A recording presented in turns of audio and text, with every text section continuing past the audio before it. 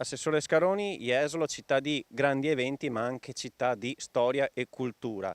Proprio in queste settimane, in questi giorni, si sta preparando a celebrare un importante anniversario. Quale? Allora, per la città di Jesolo sarà un importantissimo anniversario, quello del Milite Ignoto.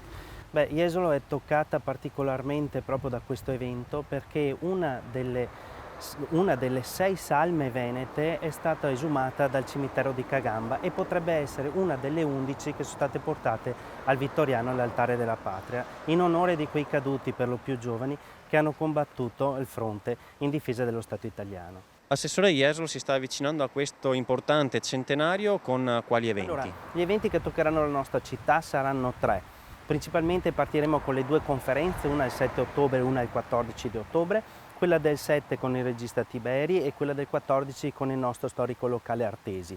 Saranno proposte nella sala consigliare del comune e soprattutto, per chi non potrà accedere a causa delle restrizioni del Covid, potranno essere seguite dalla pagina Facebook in streaming della biblioteca comunale. Quindi importantissime queste 2 conferenze. Il tutto si concluderà il 17 ottobre con il raduno dell'Associazione d'Arma Combattentistica a ricordo proprio dell'esumazione della sesta salma, quella che è stata esumata il 12 ottobre del 1921. Ecco, il 17 ottobre ci troveremo qui al Parco di Cagamba, ex cimitero militare, alle 9, poi ci sarà la Santa Messa, alle 11 lo scoprimento del cippo in onore del Milite Ignoto e dopodiché un brindisi per concludere tutta la cerimonia e la celebrazione importantissima per la nostra città.